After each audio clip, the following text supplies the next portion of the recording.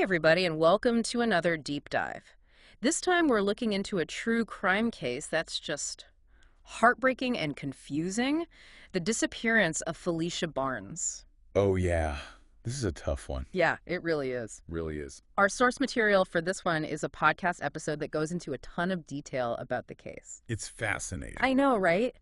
Just picture this. You're 16, you're visiting your half-siblings in Baltimore for winter break. Oh, wow. And then all of a sudden, Gone. you're just gone. Poof. Yeah, just poof. Like that's exactly what happened to Felicia back in 2010. And what's so interesting about this case is how it really shows you how important those first few steps are in a missing person investigation. Right. Like how they handle it at the very beginning. Exactly. Makes a huge difference. It's a huge difference. And in Felicia's case, it was initially dismissed as just a runaway case. And that had like a ripple effect. Huge ripple effect. It affected everything that came after that. I can't even imagine, like, your child goes missing and the police just don't immediately take it seriously. I know. Her mom, Janice, must have been just beside herself. Oh, absolutely. The podcast mentions that she didn't even find out that Felicia was missing until hours later. Yeah, that delay. And she found out from Felicia's half-sister, not even the police. Oh, that's awful. I know, it's so frustrating. It's just that lost time, It could have been so valuable. Absolutely. And to make matters even worse, Yeah. the podcast paints a picture of, like, a really complicated family dynamic. Oh, really? So Janice and Russell, Felicia's parents, they were estranged. Okay. And then on top of that, Felicia didn't really know her half-siblings that well either. Oh, wow. This trip to Baltimore was actually supposed to be like a chance for her to get to know them better, Okay. bond with them. To bond with them. So there was Dina Kelly and Brian, Okay. but she had a kind of strained relationship with one of her half-sisters, Chantel. Okay. So you've got all these different relationships and like conflicting stories, and it's just a mess. It's a tangled web. Yeah. A tangled web. A tangled web for sure. So the podcast lays out a timeline. All right. So Felicia arrives in Baltimore on December 28th, 2010. Okay. She's staying at Dina's apartment, Uh-huh. and then nothing. Oh, wow. The last person to see her was Michael Johnson. Michael Johnson. He was Dino's ex-boyfriend. Okay. And that's where things start to get a little, well, Interesting. yeah. By interesting, you mean suspicious. Suspicious, yes. Uh-huh. Michael's story about what happened that day just keeps changing. Oh, no? He tells the police one thing, and then another thing, and then another thing. Oh, so like he's changing his alibi. Exactly. Like, come on, dude, what's the real story? Yeah, that's enough to make anyone raise an eyebrow. Totally. And get this. Yeah. They brought in scent dogs. Interesting. And they traced Felicia's scent to the parking lot. Okay. But get this, they stopped one space away from Michael's car. Wow, that's... Fun. It's suspicious for sure. Right. But scent dog evidence, it can be compelling, but it's not always 100%. That's true. So it's like a piece of the puzzle. Right. It's not the whole picture. Gotcha. So it needs to be backed up with other evidence. Okay, so you can't just fully rely on that. Not entirely, no. That makes sense. There are things like wind direction and even how the dog was trained that can affect the results. Oh, wow, I didn't realize that. Yeah, it's complicated. Okay, so there's that. But then the podcast also mentions that Felicia's other half-sister, Chantel, she told the police that Felicia was uncomfortable around Michael. And that adds another layer to things, doesn't it? For sure. It turned out that wasn't true, though. Really? Yeah, she actually made that up. Oh, wow. Why would she do that? Well, she was hoping that it would make the police take the case more seriously. Yeah, I guess I can understand that. But, even though her intentions were good, Yeah. it shows how messing with information in an investigation can be really dangerous. Right, because it could throw everything off. Exactly. Wow, I didn't realize that was a lie. Yeah, it's a complicated situation. Right. So back to the timeline. The podcast goes into detail about Michael's whereabouts and actions in those crucial hours leading up to Felicia's disappearance and right after. And I bet those details are pretty suspicious. Oh, they are. What's going on there? So not only is he constantly changing his alibi, Right. he also turned off his phone and called in sick to work Oh, wow. after his shift had already started. And then there's this mysterious blue plastic tub. What? A blue plastic tub. A blue plastic tub. Yeah, that he was seen moving. Okay, that's getting creepy. Right. Like, what was in there? It's like straight out of a horror movie. It is. It really is. So those little details, those really specific, tangible details, those are the things that really grab your attention and make you question everything. Totally. So Yeah. at this point, it's been a week since Felicia vanished. Right. Do the police finally realize that this is not just a teenage runaway? Well, thankfully, yes. Okay. A week after she disappeared, the police finally reclassified the case as a potential abduction. Right. And they launched a full-scale search. Okay. But like we were saying earlier, that dilemma response, that Yeah. initial thought that she was a runaway, that probably really hurt the investigation. I know, it's just so frustrating to think about what if they had taken it seriously from the beginning. Ugh, it's that question that hangs over the whole case. Totally. And it comes up again and again in cases like this. Especially when it's a young person of color. Yeah. The podcast actually draws a comparison to the Natalie Holloway case. Okay. You know how that one just blew up in the media? Yes. But with Felicia's case, the media was much slower to pick up the story. Right, and that's an important observation. It is. Because it makes you think about how much attention from the media or the lack of attention can really affect how seriously people take the case. Right. And even how the police handle the investigation. Yeah, it's sad, but it's true. You know, certain cases just seem to capture the public's interest more than others. And that can make a huge difference. Oh, definitely. Huge difference. But thankfully, despite that delay, the search for Felicia did eventually ramp up. Okay. They brought in cadaver dogs, FBI helicopters. Wow. Community searches, they set up tip lines, the whole 9 yards. They were really trying to find her. They were. Desperate. They really were. But as the search went on, there were also all these false leads and dead ends. It just made everything more complicated. So frustrating. And more frustrating. Yeah. Like, remember that tip about Leakin Park? Oh, yeah, Leakin Park. That place already has, like, a creepy reputation. It does. And then someone calls in with information about it. Oh, gosh. It must have been a roller coaster for Felicia's family. Absolutely. And then it turns out to be nothing. Oh, that's so disappointing. I know, and the podcast even talks about how they searched a well behind a relative's house. Oh, wow. Because the cadaver dogs alerted there. Oh, wow. But they found nothing. Ugh. That's just, it goes to show you how unpredictable these investigations can be. Totally. Yeah. So did they ever find Felicia? Sadly, yes. 4 months after she vanished, her body was found in the Susquehanna River. The Susquehanna River. Yeah. That's miles from where she disappeared. Miles. Wow, so how did she end up there? Right. Was she transported? Was she killed somewhere else and dumped in the river? It just adds another layer of mystery to this already strange case. And the podcast mentions that another body was found in the same river on the same day. Oh, wow. Talk about a coincidence. I know, right? I mean, what are the chances? It's crazy, but it actually turned out to be totally unrelated. Oh, okay. But it does show you how even something that seems connected can just throw the whole investigation off track. For sure. Especially in a case that's already this complicated. So what did they figure out about how Felicia died? Well, the medical examiner said it was asphyxiation. Oh, wow.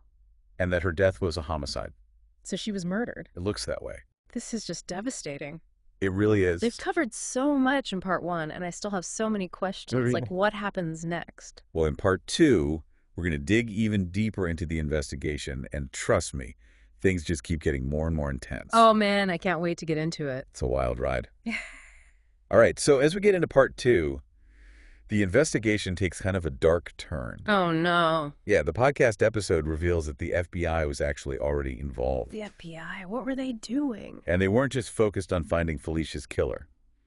Hmm. They were looking into something much bigger. Oh, wow. This is getting intense. It is. So Felicia might have been caught up in something way more serious than anyone initially thought. That's what they were starting to suspect. So what was the FBI looking into? Well, they were investigating a possible connection between Felicia's death and a network of people involved in child sexual abuse material. Oh, gosh, that's awful. It is. It's a tough one. To think that she might have stumbled into something like that, it's terrifying. Yeah, and it's a good reminder of how dangerous things can be online. Especially for young people. Absolutely. So how did the FBI even get involved in this? They'd actually been investigating a person of interest for months before Felicia even disappeared. So this is like a whole other level. It is. So Felicia might have been a victim of something much bigger and more organized. That's what they were thinking. Wow. Yeah, so this person of interest, he was allegedly sharing explicit images online. Oh. And he was hanging out in these chat rooms and forums where people were exchanging child pornography. That's just horrifying. Yeah, and it makes you think about all the dangers that are lurking online. It's scary. It's scary for sure. So what was the connection between this guy and Felicia? Did they know each other? Well, investigators found out that this guy had been in contact with someone who lived near Felicia's half-sister's apartment in Baltimore. Okay, so there's a connection? Right, and that proximity, that was a huge red flag for them. Makes sense. Yeah, and it gets even worse. They found sexually suggestive messages and images on Felicia's phone, Oh my gosh. and some of them were traced back to this network. That's heartbreaking. You know, it's like she was being groomed online. It really seems that way. That's every parent's worst nightmare. It is, and this Uh-huh. case really shows just how dangerous online predators can be. And how manipulative they are. Exactly. They know how to exploit young people. So what happened to this guy? Did they catch him? Well, the investigation into him and his network became a top priority. Yeah. They executed search warrants, Uh-huh. seized computers and phones, Okay. interviewed tons of people. So this was a big operation. It was a huge undertaking. It wasn't just about finding Felicia's killer. It was about dismantling this whole network. Right, and this isn't just a local problem. It's not. This is global online child exploitation. It's a global issue. Yeah, that makes sense. These networks can span continents. Exactly, and it takes international cooperation to really fight it. So did they find anything concrete from this investigation? They did as they dug deeper. A really disturbing pattern started to emerge. Oh, no. A lot of individuals connected to this network admitted to having contact with Felicia online. It really does seem like she was targeted. It does. But did they have proof that anyone from this network actually met her in person? Well, that became the big question. Right. One guy claimed that he met Felicia in an online chat room Hmm. and that they exchanged messages for weeks before she disappeared. Okay, so at least there's a connection. Right, but he insisted that their communication was all online Uh-huh. and denied having anything to do with her disappearance. But did they believe him? Well, they started finding holes in his story. Like what? For example, there was evidence that he might have traveled to Baltimore while Felicia was there. Oh, really? And this is where digital forensics comes in. Digital forensics. Yeah. I've heard of it, but I'm not really sure what that means. It's basically using technology to investigate crimes. Okay. So in this case, they looked at phone records, Mm. travel itineraries, online activity. And they use that to see if his story checks out. Exactly. So they're like piecing together a digital trail. Yeah, and things got even more interesting when they found evidence that this guy wasn't working alone. Oh, no. Yeah, they believe he was part of a bigger group, A group. targeting young girls online. This is scary. It was organized and coordinated. So it's not just some random creep online. No, it's a network of predators. Wow. The podcast actually reveals that they identified several other people involved in this group. Really? Some of them were even in different states and countries. So this is international. It is. But did they find any actual evidence linking these guys to Felicia's murder? That's what they were trying to figure out. Yeah. They were really focused on forensic analysis, Mm-hmm. hoping to find DNA or something else that could connect the dots. Okay, so did they find anything? Well, the episode ends on kind of a cliffhanger. What? We're left wondering if they ever found that crucial piece of evidence. Oh, man. That's frustrating. I need to know what happened. I know it's a good cliffhanger, right? All right, so we left off with investigators searching for that one piece of evidence. Right. That missing link? Yeah, that could tie this David guy or anyone else from that network to Felicia's murder. It was frustrating. I know. Did they find it? Well, the podcast takes us through all these twists and turns, and then, Ah, bam, what happened? a major breakthrough. Ooh, tell me more. They find a storage unit, Okay, rented by David. okay.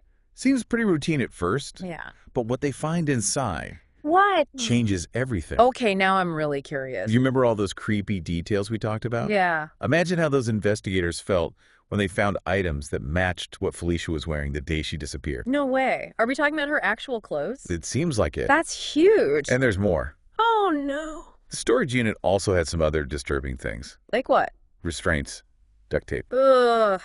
That's just chilling. It paints a very disturbing picture of what might have happened. Yeah, so it sounds like they finally found the evidence they needed to connect David to Felicia's disappearance. Yeah, the storage unit became a really crucial part of the crime scene.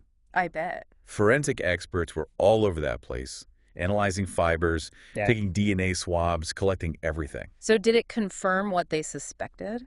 It did. The tests came back. Man. They found Felicia's DNA on the clothing from the storage unit. Wow. That's the undeniable link they needed. So they finally had him.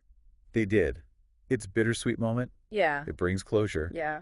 but it also confirms this horrible truth about what happened to her. It's just awful. So, with this DNA evidence, Yeah. they presented their case to a grand jury. Can you explain what a grand jury is? I always hear that term, but I don't really know. Sure. So it's a group of citizens who look at the evidence and decide if there's enough to formally charge someone with a crime. Okay, so it's like a step before an actual trial. Exactly. And in this case, the grand jury decided there was enough to indict David on charges of murder, kidnapping, and sexual assault. Wow, that's a lot. It is. So did he go to trial? He did. The podcast takes us through it. Uh-huh. It's emotional. I can imagine. You're sitting there in the courtroom listening to people describe what happened, seeing the evidence. I can't even imagine what Felicia's family went through. It's heartbreaking. Having to relive everything like that. It shows how violence really affects everyone. Right, it's not just the victim. Exactly. So what happened? What was the verdict? After weeks of testimony and all the deliberation, the jury came back with a verdict. Guilty on all charges. Wow, so justice was served. It was, but that doesn't erase the pain that Felicia's family went through. Of course not. But it does give some accountability. Yeah. A little bit of closure, maybe. Some closure, yeah. It also reminds us that even in these really awful situations, there are people fighting for justice. Yeah, like the investigators and the forensic experts, the prosecutors. They all played such a critical role in bringing Felicia's killer to justice. This deep dive has been so informative, but also really sad. It is. It's hard to believe that something so horrific could happen, I know. especially to someone so young. It's a reminder that there are dangers out there, online and offline, and that we need to protect our kids. We do. But it's also a story about how dedicated people are to finding the truth and holding people accountable. Yeah. They never gave up. This case has really stayed with me, They and I think have. it's going to stay with our listeners too. I think so. It's a reminder to cherish the people we love Yes. and to be aware of the dangers that are out there. And to always fight for justice. Always.